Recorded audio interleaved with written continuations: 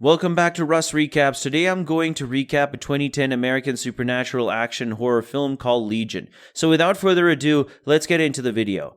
The movie begins with a quote from the Bible. Soon it's nighttime and a man jumps down a dark alley somewhere in Los Angeles. His name is Angel Michael and he's hurt. He takes out a knife and cuts off his wings, causing a bright blue halo around him, then removes the large metal collar from his neck. Apparently the man is now mortal.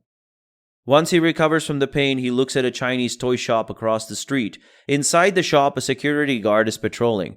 Michael finds his chance and knocks him down only to steal his clothes. Later, he sews up his wounds caused by cutting his wings off. Upon finishing up, he looks around and finds what he was looking for, a container loaded with guns. He grabs a few and heads out when he sees that the door is locked. Outside, two police officers are on a patrol discussing how bad things have gotten.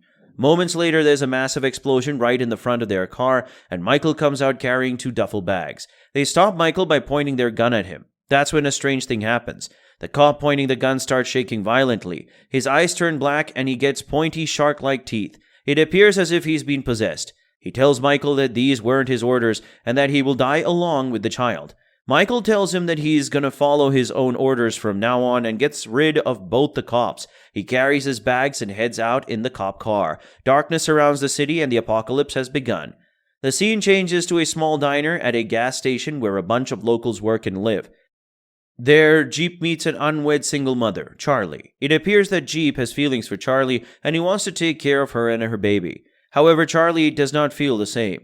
Inside the diner, Jeep's father, Bob, is trying to fix an old television.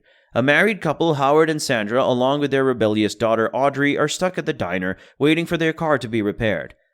Out in the desert, a man named Kyle has lost his way and has no phone reception. He also ends up at the diner where, after making small talk with Charlie, heads inside to look for a phone so that he can contact his ex-wife.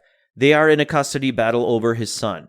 On the other hand, Howard's constant complaining makes Bob go and check if Jeep has fixed their car yet. He goes into the garage to discover that instead of fixing their car, Jeep is busy cleaning an old crib. Jeep gets a earful from Bob, but it doesn't affect him. He proceeds to tell him that he's aware of the fact that Charlie doesn't love him, but he's willing to do anything to take care of Charlie and her unborn child. Bob reveals to him that he once also had a dream. However, his plans were scrapped and he was left with nothing but a diner in the middle of nowhere. Bob loves his son and tells him to stop chasing a dream only to realize that it's a dead end. Bob walks back into the diner after telling Jeep to finish working on the car. Moments later, Jeep sees a massive cloud-like thing rising above the surface.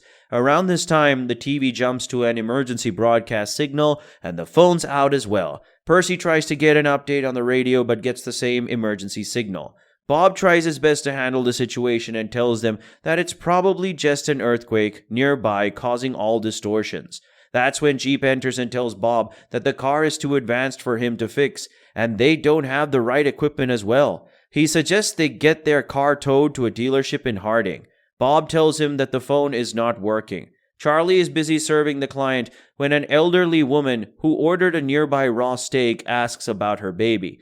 Moments later, the woman starts chanting, "All the babies will burn," and continues eating her raw steak covered with flies. Sandra confronts her, but the lady shuts her up by saying that all she does is complain all the time. The entire crowd inside the diner is shocked. Howard gets up from his seat to make the woman apologize to Sandra as he gets close to her. The old woman jumps on him and bites the flesh off his neck, leaving him to bleed out on the ground. The woman transforms just like the cop did.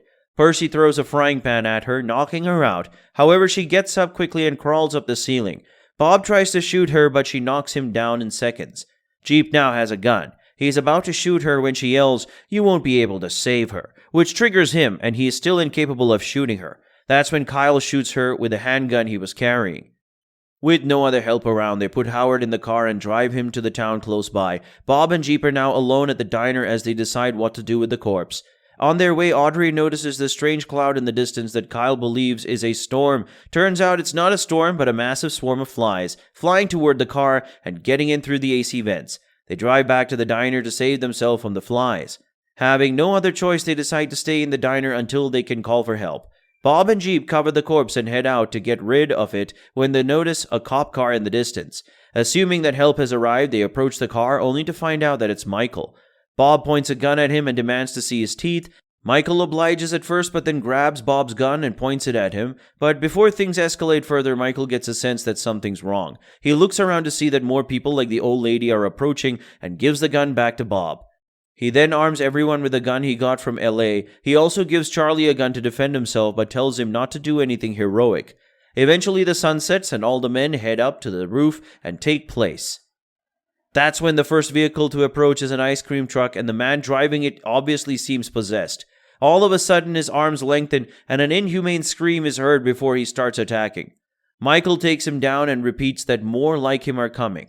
Moments later, cars and cars filled with possessed people approach the diner. Michael tells them how to use their guns more efficiently and they start shooting, causing many cars to crash. Even then, the men are unable to stop the armies of possessed people. That's when Michael grabs a rocket launcher, killing an entire crowd. They're doing all they can to stop them from reaching the diner more and coming from all directions. One of the possessed enters the diner and grabs Howard while Charlie helps protect Sandra and Audrey by shooting the possessed with a lot of bullets. Eventually, they scare all the possessed people away and seek refuge in the diner. Sandra is unable to accept the fact that her husband is gone, and Michael calms her down. Baffled, they all ask Michael who he was and what's happening. Michael tells them that when God loses faith in humanity, he sends a flood, but this time it's an army of possessed men, an extermination. He further added that he's here to protect Charlie because her child is the only hope humanity has of surviving. After the briefing, everyone settles down and deals with the situation in their own way. Jeep and Michael are busy fixing the diner when Michael tells Jeep that he's the first man God ever made and that he loves humanity. He then tells him about God's plan to eradicate humanity and restart, but Michael chose not to follow his decision and fights back, which is why he sent an army of people possessed by angels to end them. The next morning, Sandra wakes up hearing Howard's voice. She looks out the window to see him hung up to a cross. She lunges to push the barricade aside and help him. As she goes outside, she notices large pulsating boils all over his body. That's when Percy grabs Sandra to take her inside when Howard's body exploded, spraying all over Percy. Sandra is saved, but Percy dies having his back melted off by some kind of acid. Inside, Audrey gives Sandra a pill to calm her down. Until then, she's tied to a chair. That night, the electricity comes back to the diner, and it appears as if things have settled down, but Michael assures them that the war is still on. A radio broadcast reveals that survivors have made small settlements nearby to fight the possessed. Kyle and Audrey are on the roof to keep the watch.